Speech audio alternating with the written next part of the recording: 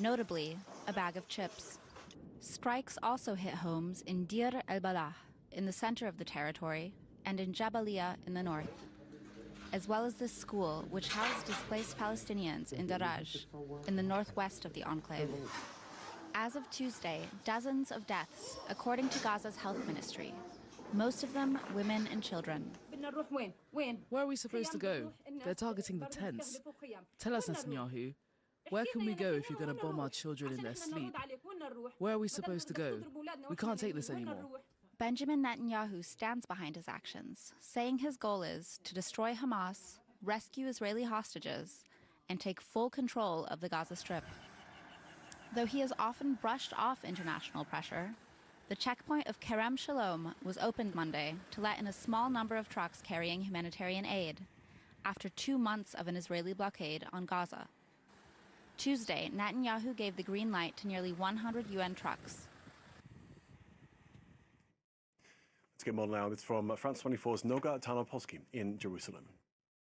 We've heard from the Israeli army that just over 90 trucks were able to enter Gaza today. Yesterday was just 5, but the UN says that none of them, 0, were able to deliver the necessary aid to any of the 2 million Gazans stuck in the enclave. So despite Prime Minister Netanyahu's announcement that he was resuming aid, humanitarian aid into Gaza, that doesn't actually appear to be happening. And that may be one of the things that spurred on what now feels like a veritable diplomatic tsunami that is beginning to envelop Israel. Not just the EU decision, which Emerald mentioned, which is very dramatic, and this extremely sharp letter of warning from Israel, some of Israel's closest allies. I would also like to point out that the United States has not had a word to say about this. The United States has not come out to defend the Israeli government, has not condemned the European move. Today, one of the opposition leaders, Yair Golan, warned. He used that term. He said Israel was turning into a pariah state he said, with ministers making insane statements about a nuclear type attack on Gaza or killing babies. He said no sane nation can act like this. And as the aid begins to trickle back into Gaza, Israel's military escalation against Hamas continues. Gaza health officials said at least 85 Palestinians were killed on Tuesday in the latest attacks. More than 53,500 have now been killed since Israel launched its retaliatory offensive to the Hamas attacks in October 2023. Next up, Donald Trump has unveiled plans for a Golden Dome missile defense system to protect the U.S. against attack.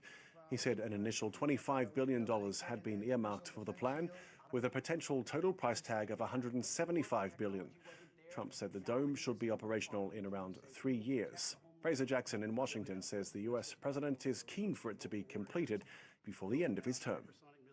Well, a few more details there about the Golden Dome. It's effectively a missile protection system which will protect the United States from cruise missiles, ballistic missiles, and hypersonic missiles as well. This has been a priority for Trump since retaking office, but the Pentagon and some of its staff have dragged its feet on this and missed some White House deadlines to get this done. But the options have now been presented to Donald Trump, and he's seemingly made a decision on the options. Well, Trump often compares this to Israel's Iron Dome, but one defense analyst, which I've heard from, compared the two systems as being like a kayak and a battleship. The plan really is still conceptual, using existing contractors to build this. Now, Trump was pushed on who would be included in that, and he didn't really give any names, but we've heard that Palantir, the defense contractor, as well as SpaceX from Elon Musk could also be included. Musk has said, however, that he would prefer if somebody else would take up the slack because he's still focusing on trying to get to Mars, but said that SpaceX would be willing to help out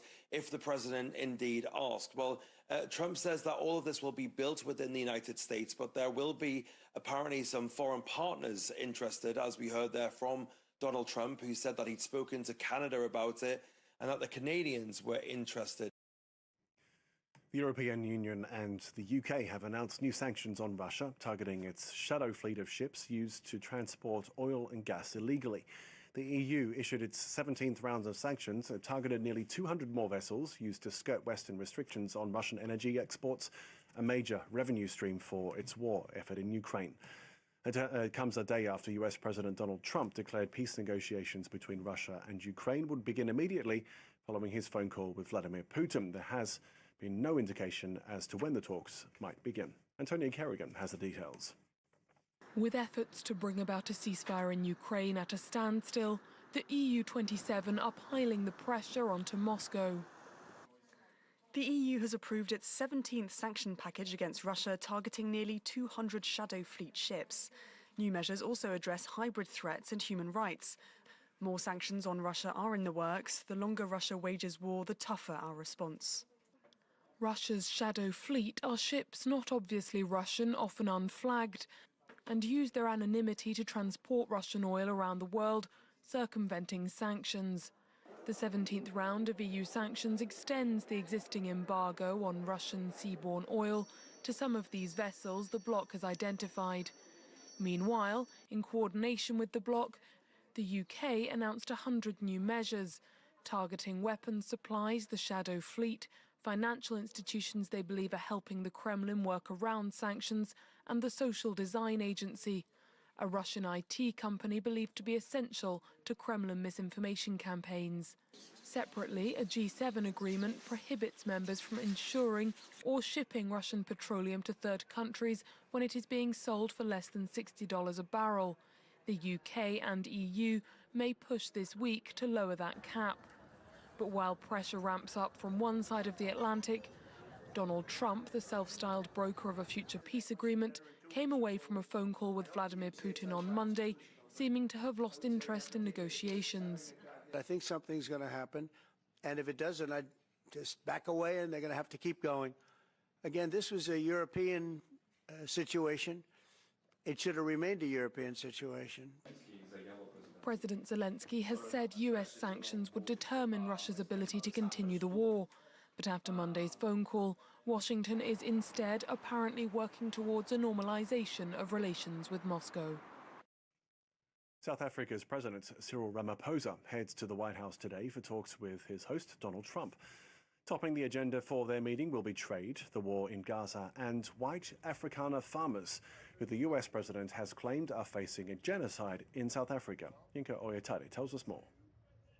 At this agriculture show in South Africa, it's the country's deteriorating relations with the US that are weighing heavily on the minds of farmers. President Ramaphosa will be looking to reset ties during talks with his US counterpart, who has made false claims that white farmers in South Africa are being killed in a genocide. The country's agriculture minister hopes Ramaphosa will debunk those allegations in the Oval Office. I really hope that during the upcoming visit to Washington, the president is going to be able to put the facts before his counterparts. There's no genocide taking place. Ramaphosa's visit comes just days after a group of white South Africans were welcomed into the US as refugees. That move triggered by a new law issued by Pretoria, allowing the state to seize land without compensation when it's in the public interest. In a bid to appease Trump, the South African president is expected to call for an independent investigation into the genocide claims. A place where South Africa does believe there is a very real genocide is Gaza. We condemn in the strongest terms the appalling slaughter and genocide of the people of Palestine that is being perpetrated in Gaza and the West Bank. During talks, Ramaphosa could try to point the finger at the US for its ongoing support for Israel. Some analysts believe it's South Africa's decision to bring genocide charges against Israel at the International Court of Justice in 2023 that initially sent relations between Washington and Pretoria into freefall. In recent months, South Africa has seen its ambassador to the United States expelled. Meanwhile, American aid has been halted. Talks with the US president will also be an opportunity for Pretoria to propose a new trade deal with Washington, its second largest trading partner. Discussions set to take place under the watchful eye of South African-born billionaire and key advisor to Trump, Elon Musk, who is perhaps Ramaphosa's loudest critic. That's about all we've got time for this edition. Thanks very much for staying with us on Night Watch. From all the team, we'll see you soon.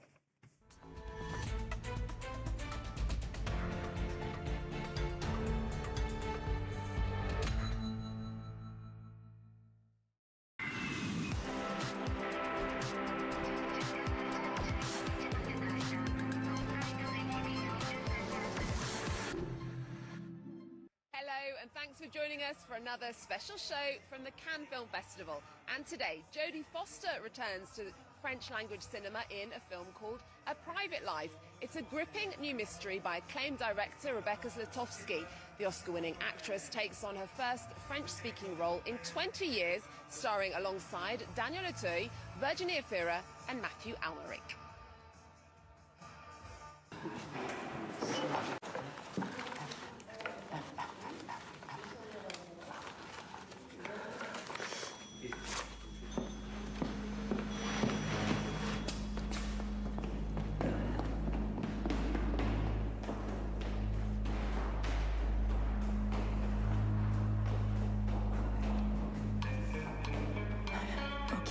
Friedman, nom de jeune fille, Kinder,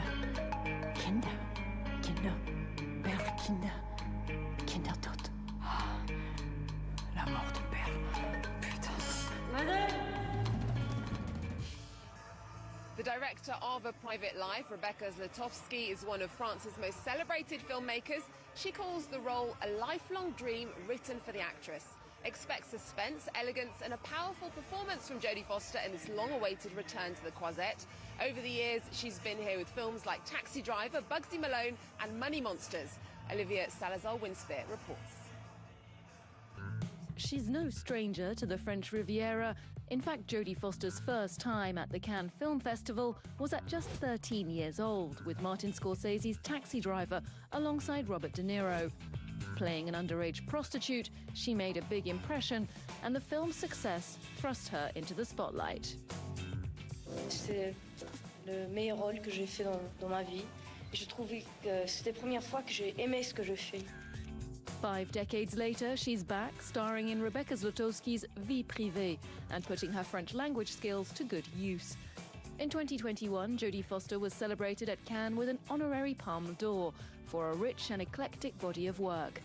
That same year, she played a lawyer whose tireless defense of a Guantanamo detainee eventually secured his release in the Mauritanian. I'm not just defending him, I'm defending the rule of law. You haven't seen what I've seen. Foster's career started in the 1960s as a child star. She then learned French at the Lycée Français in Los Angeles, which allowed her to work in France too, including on Claude Chabrol's 1984 film The Blood of Others. Qu'est-ce qui vous a intéressé dans ce rôle? Surtout de travailler avec Chabrol et d'adapter un roman de Simone de Beauvoir.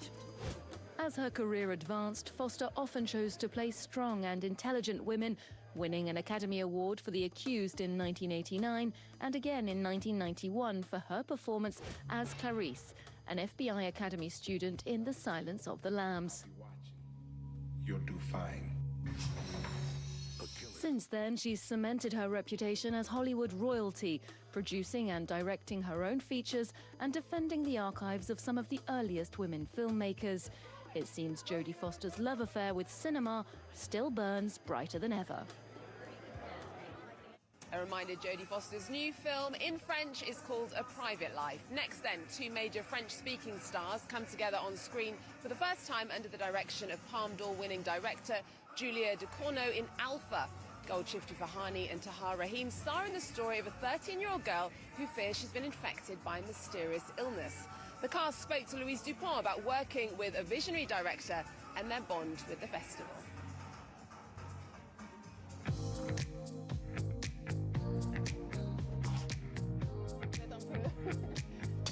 Golshifteh and Tahar, hello. For those who haven't seen the film yet, who is Alpha, who gives her name to the movie? Alpha is my daughter and Tahar's niece. She's stuck, I think, between the sorrows, the pains and the traumas of her family. Alongside everything she's going through, the difficulties of the 80s and 90s, she's also trapped by her mother's fears and her uncle's problems. Et les histoires de son oncle.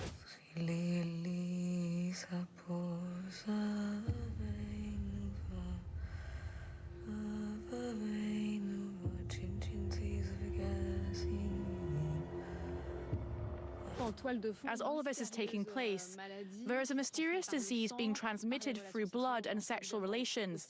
It obviously makes us think of AIDS. It allows the film to explore many themes, Fear of others, fear of illness, motherhood, addiction. What made you want to make this film? All the topics you just mentioned, and also Julia's filmmaking. But at the heart of it all, it's a family story, a universal story that could have taken place in any country, at any time. There's an emotional force because of the themes tackled that makes it resonate with people of any generation. Everyone can relate in one way or another. Golshifteh, your character has an extremely intense mother-daughter relationship. Was motherhood one of the things that interested you in this role? Yes, I think so. It's the story of a mother. Not only a mother to Alpha, but also a mother to her brother and even to her own mother too. It's the story of mothers, with everything we carry in our blood, what we pass on unintentionally. I suffer so much from this topic personally. It was very, very powerful for me, even during the shoot.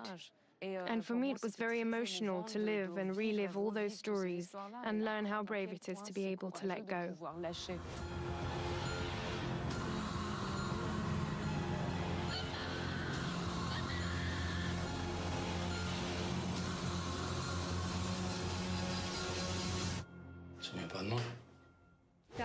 Tahar, I believe you lost nearly 20 kilos for this film, maybe even more. More. What pushed you to go so far physically? And how does it feel to do that for a role? Given Amin's health and lifestyle, he needed to look very emaciated. But Julia didn't ask me to go that far. I needed to push it further. Maybe out of conviction. Because of your strength of character. Golshifteh, you've worked with directors from all over the world. What did Julia Ducournau's perspective bring to you as an actress? I don't think any director has ever pushed me as far as Julia. She pushed us, but not by asking us to go that far, rather through something unconscious that made us want to give everything we had inside us. Tahar, what's interesting is that you were on Spike Lee's jury in 2021, when the Palme d'Or was awarded to Titane by Julia Ducournau. Already at that moment, were you thinking, I'd love to work with this director? Even before that, I had seen Raw, which was an excellent film, her first, in fact. When I saw Raw, I immediately saw a unique signature.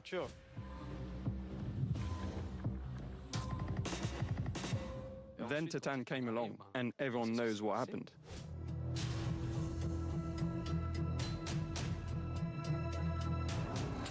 So when I received the script, I was very happy. One last question since we're at the Cannes Film Festival. Can you share a memorable moment from your time at the festival? Go ahead, you have lots, I'm sure. Yes, my very first time in Cannes. The first time is always a first. And when it goes well, it's great. I came for a profit, I think it was 15 years ago. That screening, it was insane to finish the film like that. It was just like being in the eye of the storm, where it's calm, but you can see everything around you. It was incredible. And for you, Golshifteh? I think it was walking on the red carpet with Jim Jarmusch and Adam Driver. That was truly a spiritual moment. It felt like we were walking on clouds. Even during and after the film, it was a moment I'll never forget. Thank you both so much.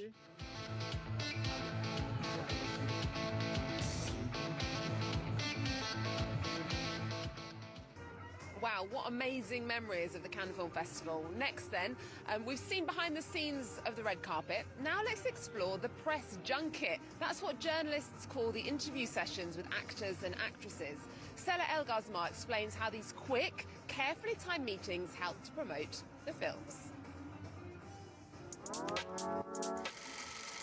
These are all the journalists who will be interviewing Tahar Rahim and the rest of the cast all day long. Today I'm taking you behind the scenes of a press junket at the Alban Terrace, the perch atop the Marriott Hotel, one of Cannes' iconic spots, known both for its legendary parties and its star-studded press junkets. But what exactly is a press junket? So, press junkets are promotional events for films or TV shows. Journalists take turns interviewing the stars of a film one after the other. Except the timing is very, very tight. Each interview is scheduled and managed by publicists who can be quite strict about kicking journalists out if they run out of time. The actors stay seated and journalists from all over the world queue waiting to ask their questions in rapid succession. But why is everything so rushed then? Well, Cannes is one of the biggest media events in the world with around 4,000 to 5,000 accredited journalists. Usually the full cast and crew of a film stay in Cannes on average less than 24 hours. So everything needs to move incredibly fast. And you, what question would you like to ask to Tahar Rahim?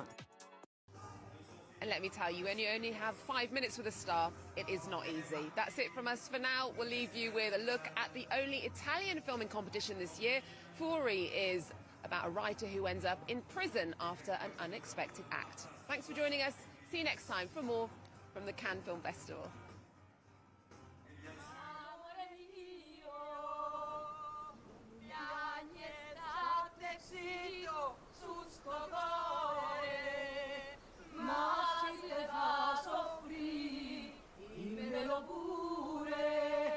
Quello che mai da dimmelo pure.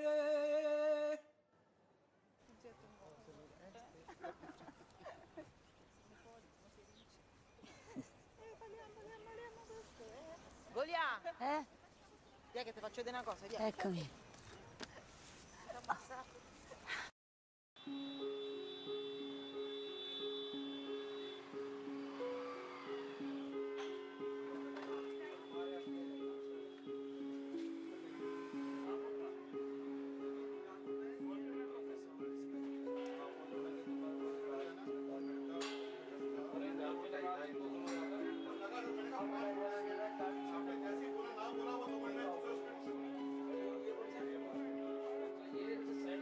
EMI options के साथ इतना आ गया है वो सब चीज़ें कि लोग बहुत उसको एक इजीली ले लेते हैं कि अच्छा हम तो EMI करा लेंगे।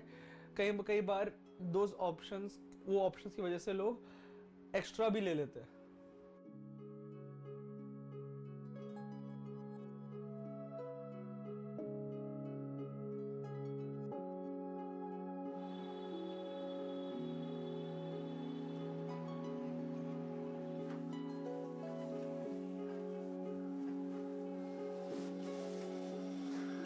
एसी हमारे लिए इसलिए ज़रूरी था क्योंकि मैं फील्ड वर्क करती हूँ, बाहर भी मुझे धूप में घूमना पड़ता है।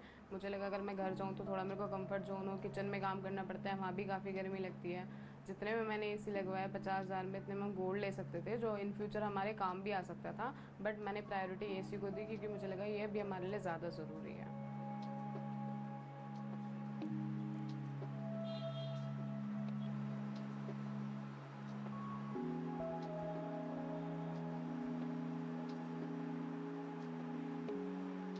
क्या था जब एसी नहीं था तो हम लोग छत पे सोने जाते थे, बट रात में भी होता है, गर्मी काफ़ी होती है, टेम्परेचर इतना ज़्यादा नहीं होता कि थोड़ी हवा हो या कुछ हो। और पहले लोगों के अपने घर होते तो लोग छत पे चले जाते थे, बट आजकल लोग क्या फ्लैटों में रहते हैं, वहाँ पर छत भी नहीं होती है, तो इसलिए कंपलसरी है कि एसी आजकल लोगों की ज़रूरत बन चुकी है।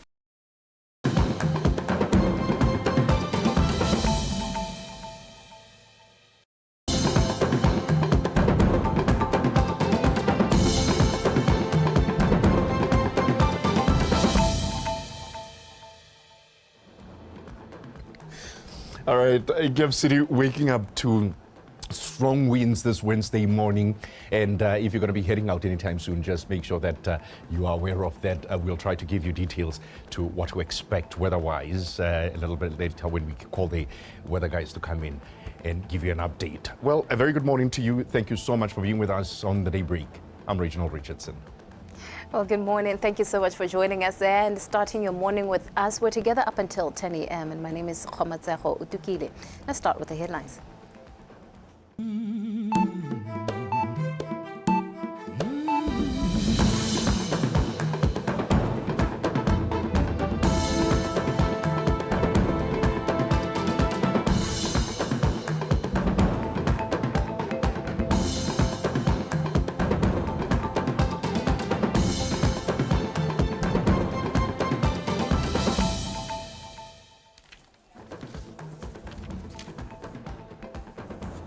Acting President visits the remains of Matubudukwane Police Station office block.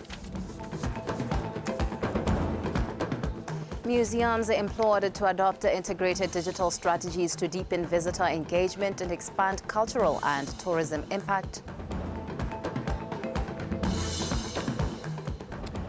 And 7 travel companies commit to transporting the Zebras and the Mares supporters to Morocco for the AFCON and WAFCON 2025 tournaments.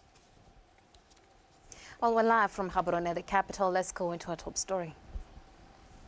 The acting president, Mr. Ndabarao, visited the remains of what used to be Matubudukwane Police Station office block, which was gutted down by fire on Saturday night to assess the damage and show support to the personnel.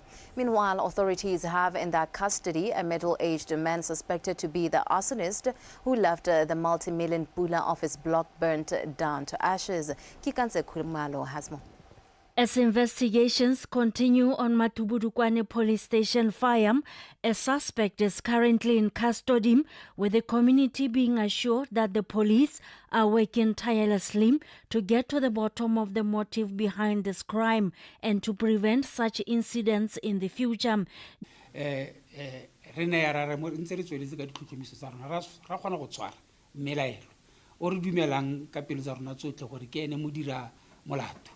So, in terms of the law, only 48 hours. But molao gape wa letla gore ga ile gore ga isirehetse re ka go magastrata go mokopa gore re kopa gore rona mo re tshwaretse mmelaelo a rona santse re tsweletse ka ditlhotlhomiso. We did that ka Mantaga ene o mongame maabane phakela mme magastrata ona a mo remand o mmeile ko prison for 21 days. During his visit, the acting president praised officers for their dedication to serving the public despite this traumatic incident. The police have set up a temporary community service center to ensure services are not disrupted. Rehano goema le batho ba ha gongwe tshaba e sa lemogeng bodiphatsa jwa tiro e ba lemo go yona. Rehano goema le batho ba ba ikitsitseng setlhabelo ba eleng gore matshelo a bone ba ntshitse setlhabelo go dibela le go boloka tshaba ya bone. Batho ba reng ba sena go shelwa ke ntlo, batho ba reng ba sena go atamelwa ke loso ebo ba tswelela le botshelo o kare ke botshelo jwa malatsi otlhe. Meanwhile, the community has come together to support their local police force. Ra rona motsa tautona ra go lemoga ra go amogela ebile ra itumela gore o botlile gore tshedisa mo serung se se wetseng bakgatla mo diofising tse di sa tswang go bulwa e ka nna ngwaga tse 2 kgotsa tse 3 tse di hitileng. Tiragalo e diragetseng e ga e amegela ba sepodisi ya male morafe ko ntle ba na le keletswa gore ke teganne go kgonega ne e re ga batsadi ba ntse ba tla ka kwano re se ka ra makala le bone re ba lebetse ko ntle bo tshilo maikutlo e ba kopa thata gore e re gantse batsadi ba dira thulaganyo e jaaka maabane re tlhaloganya gore ba letse ba sepodisi ba tle go silwa maikutlo ke to go ka nna le thulaganyo gore le morafe go nne le thulaganyo ya teng. According to the police, the arrested suspect is likely to be charged with arson and attempted murder. Kikantse Kumalo, Botswana Television, Matubudukwane.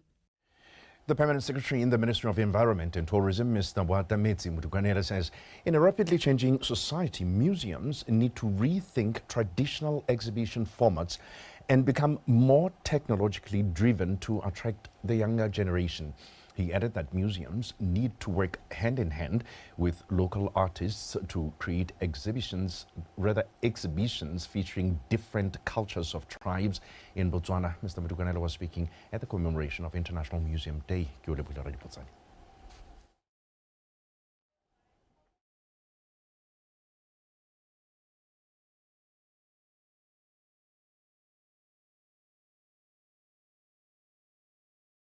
International Museum Day was first commemorated in 1977 to highlight the transformative role of museums in society.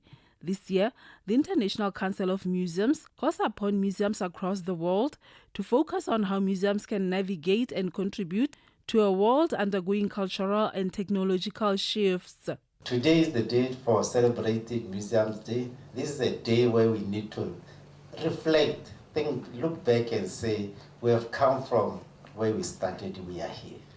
We need to take it from here to another level so that those who come behind us, they take it also to the next level. I think what's important to understand is the Botswana society is very, very critical for us to get heritage across, culture across, and we're seeing the world around. Talking about museums, the first place that you visit is a museum, and that's why it's imperative for us to ensure that the museum actually opens. We are here to shape heritage as well and the identity of the country. The Botswana International Council of Museums on Safeguarding Heritage called for the return of artifacts obtained and procedural during colonial times. We have the lunar stones, the meteorites that were deposited, that are exhibited in Germany. They are in a museum in Germany. These were purchased by collectors from Basara men in Kuke at a very low cost. Their worth is more than $5 million as we speak. We have lots of ethnographic objects or cultural objects in British museums, in the United Kingdom, in Sweden. We have cultural objects collected from Botswana in the Smithsonian Museum in the United States of America and all other museums across the world. Mr. Mutukanela assured that his ministry will design a plan to raise the profile of museums and to ensure that they become self-sustainable. BTV News, Gaborone. The chairperson of Kuning District Council, Mr. Ontefetse Rankibidu, says poor road and drainage infrastructure continue to hold back the district's economic progress, hence the need for the council to remain committed in ensuring successful implementation of road projects. He said this recently during a full council meeting session which was held in Molepolole. Abigail Sampson has more. Mr. Rankibidu says the state of the district's road infrastructure is severely deteriorating, noting that the council's progress to restore them is still at a slow pace and affirmed that they are working round the clock to expedite their maintenance schedule. He also added that the Kuning Council has been allocated 10 million pula under the local infrastructure program for road maintenance for the financial year 2025-26. Hence, expectation is to see these funds enhance road infrastructures and achieve road safety. One major project to undertake is the maintenance works of A12 road, and this will include installation of edge bins, pothole patching, and edge damage repairs, as well as new asphalt surfacing. The road has endured significant wear and tear due to the high traffic volumes as well as the aging of the original construction. It is also worth mentioning that the design life of the road has also expired, hence this resolution. Councillors also shared their thoughts in regards to the chairman's speech. nna ke itumeletse hela thata ebile ke dumela ha tla re thusa mo seemo sa dipitla re le mo go sone re le kgaolo a kweneng ditsela tsa rona di senyegile segolobogolo tsone ka dipula tsa monongwaga ke bile di nele ka I'm very pleased with the chairman's speech, especially since the previous floods caused immense damage in our roads. Also, the fact that the project for construction of internal roads is at a design stage gives me hope that our road structures will be improved. Gore di go simolotse go seka-seka go bona gore ditsela tsone tseo tse ile gore ke di tlebe di rala motswe di tokagatsa seemo sa ditsela mo molepolle le one e tla diragala mo bogaoging ke itumeletse seo thata-thata ko re solegela gore go nne le tlhabologo e ko godimo ba leke go tsosolosa seemo se kante sone se ba nang ba lla ka sone sa itsholelo sa gore madi gayo. We hope to see more and improved developments, especially road infrastructure, because improved road networks not only eases transportation, it also leads to improved service delivery. One of them, because tsela go fa tšhono ya gore ka gongwe le gongwe ga kgona ganteng gore o ye shopong gore o melemo e te gongwe ba lwetse bat ke re bo dirisa ditsela a re ba kanya road infrastructure e be re tsena mo go tsone tsa metsi le tsone tsa botsogo. In other issues, the chairman also appreciated the recent Kweni Economic Summit event for giving stakeholders and residents a platform to engage in economic matters, highlighting that the council is also committed to implementing such activities to transform Kweni into a beacon of economic prosperity. Abigail Samson, BTV News, Molepolole. Advocating for the human rights and inclusion of persons living with disability is regarded as paramount in transforming livelihoods in every community. These remarks were made yesterday by the Botswana Center for the Disabled Executive Director Moffat Lewis at the Human Rights Stakeholders Engagement Workshop in Gaborone. Inclusion of persons living with disability remains an integral part in public service delivery, and therefore it is critical for the rest to also be considered in every decision made for them. It is on this note that through such engagements, the stakeholders on board are able to make a way forward in improving the coordination of their services. We work with the government of Botswana on day-to-day basis, more the issues are policy. And Harlem thing, we are super excited, Botswana Council for Disabled, in terms of the gains. Botswana Council for Disabled, in all the landmark policy revisions of Botswana, similar to the revised National Education Policy of 1994, a policy on care for persons with disabilities in 1996, inclusive education policy of 2010. Even though there is progress in consideration of the rights of persons living with disability, it has been noted that they still need for reasonable adjustments to cater for them.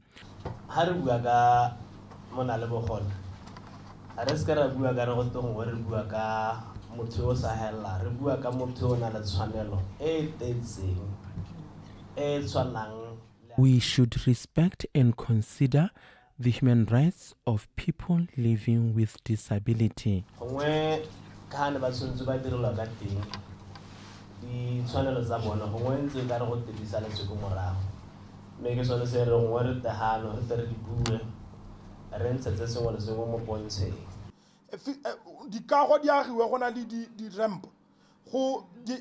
elevators, doors opening, doors closing, floor 6. That is physical accessibility. Again, The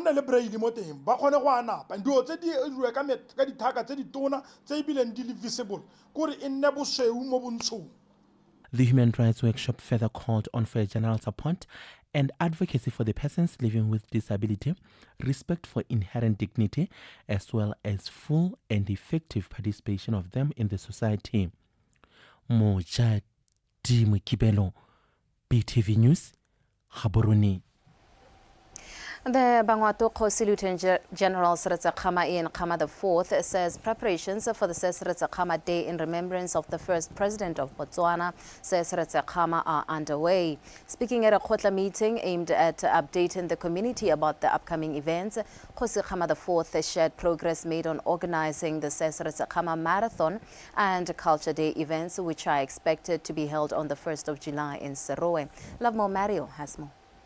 Ever since resuming his duties as the Bangwatu Paramount Chief last year, Kgosi Khama has emphasized that his community development drive will be on activities focused on promoting sport and culture. Kgosi Khama is currently in consultation with Bangwatu from different villages to update them on the preparations of the upcoming Sesereza Khama Day commemoration. Marathon ye ya gompieno ke bona gore ga ena go tshwana le tse dingwe ka gore go tswa phalape bo ba goroga mo seroe. At the same time, this year's marathon will be different compared to others. The prize money is also high. We are also expecting other events in our district. We expect Buteti Cultural Festival. We also expect to host a motorsport race in Paje in August and another one in Makadi Khadi. Batho ba ba na mo Boteti next week ka di 24. Ke bua gape gore go tsile go na le lebelo la dikoloi le di motorbike di quad bike mo Paje ka August. Ke bere go tana le tiro engwe ya di fly machine in 2 weeks time go Makadi Khadi. The organizing committee also updated on some major activities that are expected during the Sesereza Khama Day. This event needs everyone to take part. We need the youth to come forth and showcase their talent.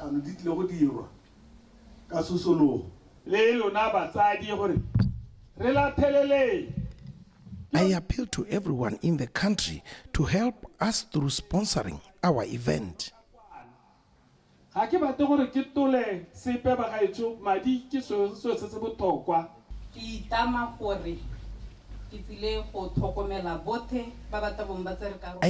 to partner with these event organizers to provide free emergency assistance during the day of the event.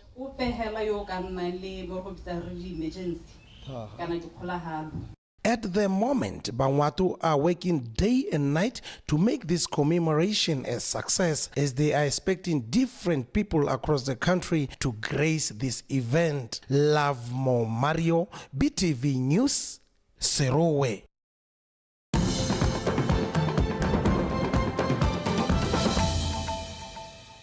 All right, thank you for staying with us on BTV News. Takatokwane residents say they are unhappy at the slow rate at which they are allocated residential plots by the BTV-DIKGANG sub-land board. They were speaking during a Khotla meeting addressed by their area member of parliament, Jacob Kelebeng, recently. Jessica Pilani. Land board sale ya magoba bisa ka 2012 go ithelo hombero ne re ha be re kho ba re ka moso hilo le ba gale le gale he phutshego ya ba re ka moso go ba ke gore ke le bote he ba le gore na ngikupere o emela le ba le ka go emela shetsa. Residents of Metsibotluko expressing their grievances to their Member of Parliament, Mr. Kelebeng, regarding the delay to allocate them land by BTV-DIKGANG sub-land board. Base map setsi re di marketile botsadi go di pheke go gongwe kako ke tsala gore la ditse re di marketile ile go surveys. We are just waiting for approval of the base map from the surveys team as we are done with plots demarcation in this village. But I am requesting you, my minister, to ask the relevant minister to at least issue a saving grant to give these people land.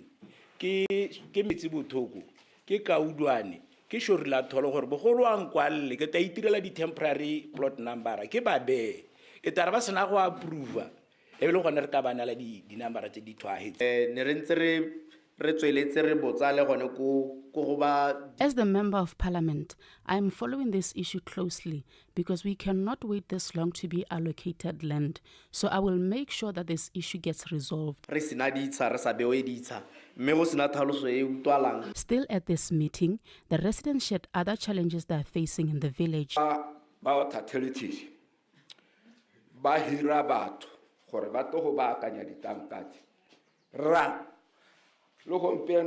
Water utilities should hire experts to maintain those water tanks as they are leaking, and as a result, there is water spilling everywhere in this village.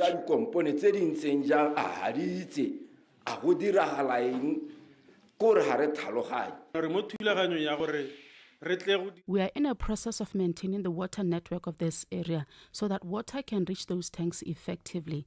And we could have done that in the past, but we had a challenge of shortage of funds. Mr.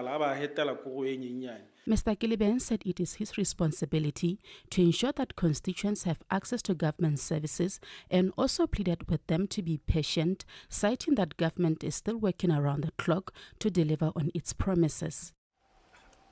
In more news, as the government has suspended corporal punishment in schools, the Assistant Minister of Local Government and Traditional Affairs, Mr. Ignatius MOSONG, has urged parents to avail themselves and support their children's education and also teach them how to relate well with other students at school. MOSONG said this at the class of 2024 PSLE victory celebration at Brolong Primary School near Francistown. Reports. Mr. Muswane said it is now time for the parents to join hands and contribute towards improving education. As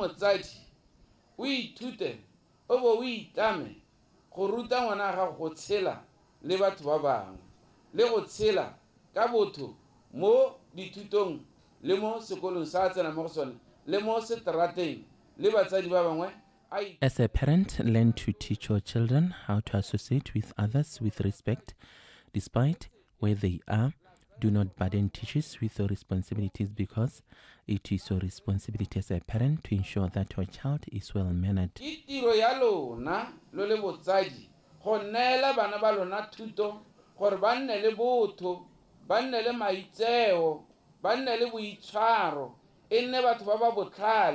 Foundation ya rona ya thuto isimologa hela ko ngwana nnang teng ko lapeng.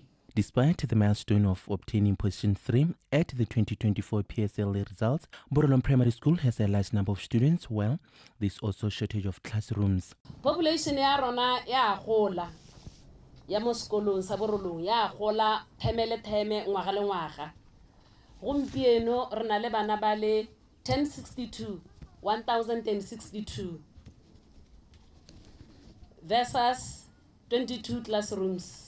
Ka 2024 ngwagene re tswa mo go yone, our AB was 59.9, our ABC was 86.9, ka di A bana ba rona botlhe last year na ba le 137 ma 7, ka di A di le 47 kana re ntshitse di A di le 47, and then our B's ne di le 35, our C's di le 36, di D di le 11, di E di le 6, then there na le ngwana yo nanga ka go tlhoka letsogo a tsere X ka gore ona a sa tsoga a ba sa kwale di subject tse dingwe di le pedi. As an individual, I had to set my priorities straight, which meant spending more time on studying, researching information that I needed, and made sure that I asked help from my classmates and my teacher, who was always willing to help me and others learners as well. Students were urged to take their education seriously because it can change their lives. All right, we're going to pause right there for now and proceed to sports with BTV-DIKGANG. He's ready to serve you.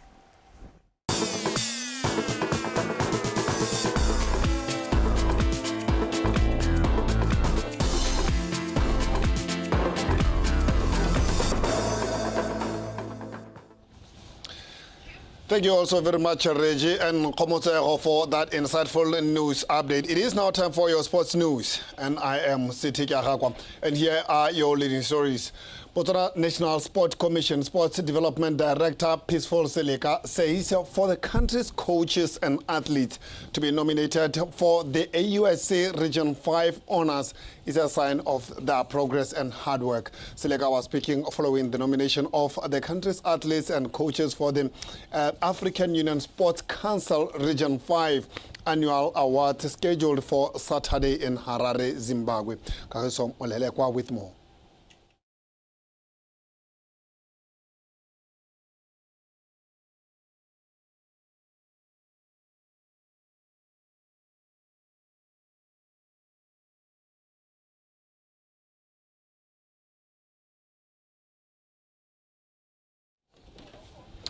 Well, we'll definitely get you a clip that is audible, but for now we continue and move into football because Botswana Football Association has signed a memorandum of agreement with 7 travel companies that will assist supporters of the Zebras and the Maize to travel to Morocco for the AFCON and WAFCON 2025 Continental Soccer Show Tournament. Botswana Football Association President Wabile Babiteng highlighted that the agreement with the companies is a reflection of their commitment to take local football to greater heights. The companies include AT&T, Monakotla, Travel and Tours, and Deka Travel, EPL Sports Promotions, Gemstone, Rift Routes, Vincent Excellent Tours, and X Skyways Travel. Victoria Dakin with more. Babizan said government continues to support local sport, but it is not enough. Hence, they came up with the initiative of engaging various stakeholders to help with raising funds that will assist in the team's preparations. The MOU signed today is also a signal to the broader business community. We are open for business. If you want to be part of something meaningful, this is your opportunity. If you want your brand to be associated with legacy, not just sponsorship, this is the platform. Supporters too will benefit. This platform will make it easier for ordinary Botswana to travel, to access official packages, and to be part of something bigger than themselves. FNB Botswana, who are the main sponsors of the Maize, promised to continue supporting the team with 4.5 million pula each year. Through this partnership, we're not just cheering from the sidelines. We will not be cheering from the sidelines. We are stepping into the field with shared purpose with BFA and backing this grassroots growth, building pride and giving every young girl in Botswana a reason to believe her dreams belong. The Maize coach Alex Malete has urged Botswana to go and support the team in large numbers as they are ready to represent them well. We are inviting you to stand with us in victories, to be behind us through our loss. And we might not have trophies. We missed on COSAFA Cup last year, but what we have is belief, and we believe that something special is about to happen, and we are determined to go to the group stage, the knockout group stages in the tournament, because that is the minimum we have set for ourselves, having achieved the same in our maiden appearance. To date, the Maize have played several friendly matches locally and internationally against Turkey, Russia, Tunisia, Tanzania and Morocco. The team will begin their camp on Wednesday to continue to prepare for other international friendly matches against WAFCON defending champions Banyana and Zambia at the end of this month in South Africa. The WAFCON tournament is slated for the 4th to the 27th of July in Morocco. Victoria Dakin, BTV Sport, Gaborone. And meanwhile, the Zebra Supporters Club are busy with logistics to help Botswana to accompany the Maize and the Zebras during the tournament. To the Zebra Supporters Club and the broader football community, your passion and loyalty are the heartbeat of our sport. We look forward to seeing you turn out in numbers, not just in the stands, but across every activation leading up to Morocco. Morocco habit ka June le ka December. Me ba tsama ba le lusi. So re mo to be re mo simologong ye. Preparations are underway for those who are willing to accompany the Maize and the Zebras in Morocco. Those who are planning to go to Morocco can meet with us at Likidi every Thursday at 5:30 p.m. Thursday 5:30 go dira preparations tsa go Morocco. What will advise kana go mpela tsa ta rona go re bogolo ha re tsama like the Maize ke le zona yo tle go re bogole ga la go quarter final e tswe mo group stage ya quarter final so re batla gore motswana molomo o tla ba ipakanya bogola tse maximum of 10 days. 10 days ka July, 10 days ka December. Gore be re tsora no khona go cover group stages tsotlhe ga modimo ka ba tla ba re soga faditsa be ka ba re le so le ka ra go tsama to the next stages o khona go lebella meshi yotlhe e be re khana go bua ka December ne rata tariwa go no go morago a re focus pela on the road to Morocco ya the Maize, which is in the 47 days to come. O ka tsogole late mme re tola ka bo yotlhe re bona gore ba le malwanyana ba khona go tsama le national team rona ba go e supporta.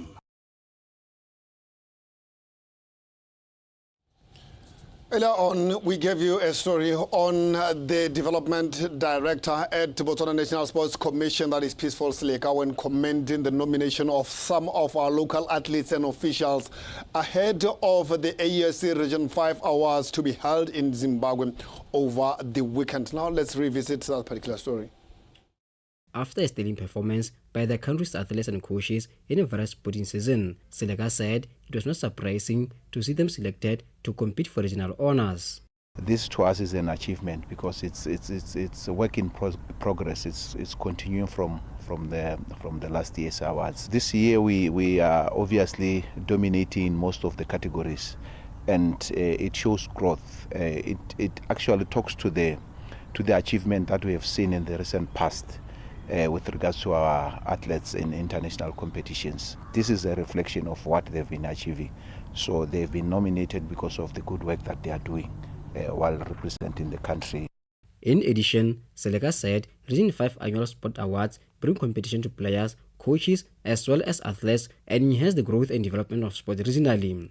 Region 5, or we call it Zone 6, is one of the most active regions when it comes to sport development, competitiveness. It's one of the most active regions in the continent. So it shows how, as the Zone 6 region are committed to giving our athletes opportunity to compete against each other, and also to give them the platform to go and compete against the rest of the world. He pointed out that there's been growth in local sport, as emphasized in the number of players nominated for this year's awards. The awards is last year in Zambia, where we were nominated in 8 categories. This year we are nominated in 10 categories. And last year it was not only nomination.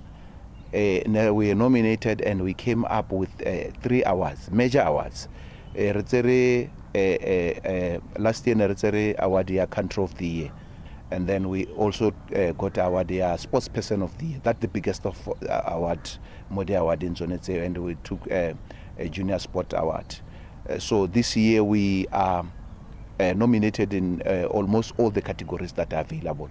And this year I'm confident that from the 10 nominations we are going to come up about 3 or 4 of them again. So this to us shows growth and dominance in the region. The 7th Region 5 Annual Sports Awards is divided into 10 categories. In the Sportman of the Year category, local sprinter Tebogo will compete for the title against South Africa's Akin Simbini and Zimbabwe's Tapiwa Makarau, while women's category, Waratilo Norway, will battle it out with Malu's Tabita Chawinga and Zambia's Barbara Banda. Little Tebogo will also compete for Sport Person of the Year award with Tabita Chawanga and Tapiwa Nasha Makarau, while athletics coach Kibonyi Murisa Musimanyana will compete for the Coach of the Year award with Zimbabwe's Peter Banede and Zambia's Douglas Kalembo. Local 4x4 relay team will compete for the Team of the Year award with Zambia, as well as Malawi's Under-19 cricket team. Other athletes who have been nominated in this year's awards include Natalie Band of chess, as well as Kolani Kibina CP of athletics. Kariso Molelekwa, BTV Sport, Gaborone. We wish our athletes and officials the very best at those awards in Zimbabwe over the weekend. We definitely are sure that they will bring some trophies back into the country. And with that, we come to the end of our sports news, but there will be more coming here on the program, particularly the full sports updates. But before then, Khomotseho will be here to give you the updates on foreign news. Good morning.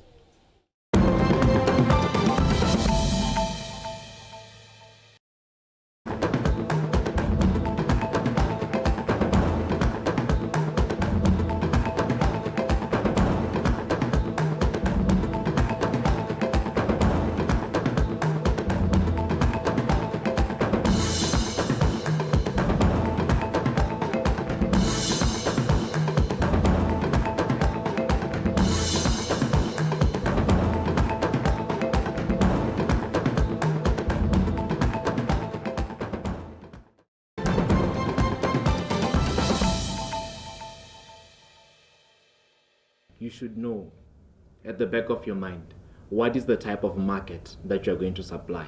I would give an example. In Francistown, or in the northern part of the country. They don't care what a cabbage as long as it's big. That's the cabbage they want. So if you go to Francistown, from our range, from the Syngenta range on the seeds that we distribute, it's a very small cabbage because it's not a big cabbage.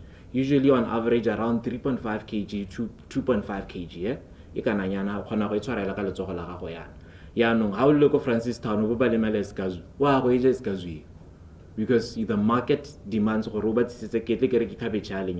From our range is called Novotin. It's on average, from our booklet we'll write 9 kgs. But for farmers who have planted it, Baba Ilimile mo Botswana, Ketla Lebansa Sinepe Helakore Mofonung or by the 10th Halilahal. Toga Tingi Talion Togame, Togamets and Habidi Moron, gives a cabbage alenia, learning way Bamata Foliana, if we gonna hire Guamania, right? Cabbage thing. Those are the types that we have. So you're in a cabbage hill, go neighbor to Uncle Francistown. But if you come to Gaborone area, and we don't really want a very big cabbage. We just want enough cabbage here.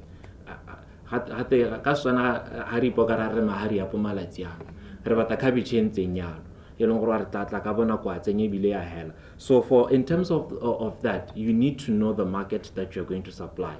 Rona, most of our seeds that we sell, they come in with what we call, inside them they're embedded with resistances and with tolerances to the market demands. With the ever-growing climate change that we are now experiencing, we will find where you will come here and say, I want to plant a cabbage in winter. Which one should I plant? Undeniably, winter is the best time to plant cabbage. Any cabbage you want to plant. That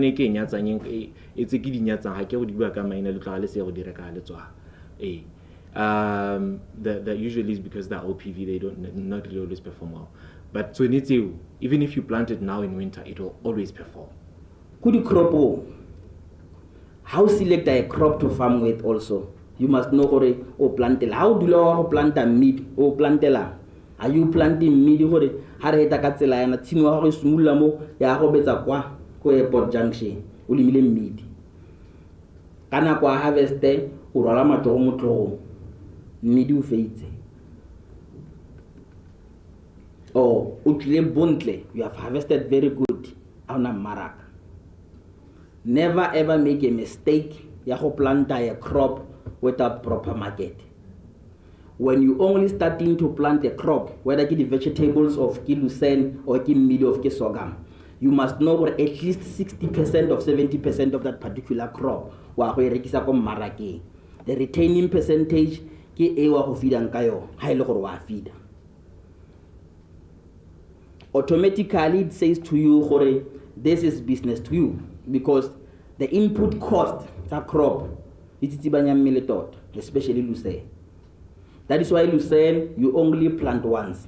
You only plant once in a season. Then for the coming 7 years, you are enjoying the benefits and the harvest of lucerne. EMA 3 months in a year, which is this season. So almost 7 years saying on side 3 times 7. And the lucerne is a cash crop, Leo, because it's monthly. Huh? Every 3 weeks, higher lata, redilio hongi ka twali di pula. Ke 4 weeks. So it's a month-to-month product.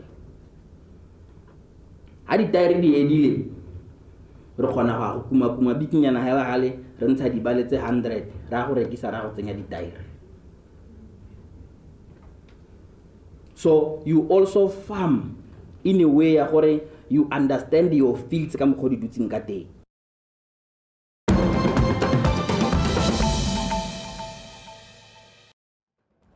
All right, thank you for staying with us on the Daybreak. We get into this segment where we take a closer look at some of the international news making headlines now. Starting with Uganda. Ugandan lawmakers have passed a bill allowing civilian trials in military courts despite opposition criticism.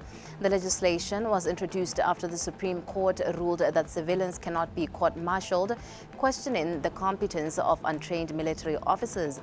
The bill allows civilians to be court-martialed if their alleged offenses are in support support or in association with persons subject to military law.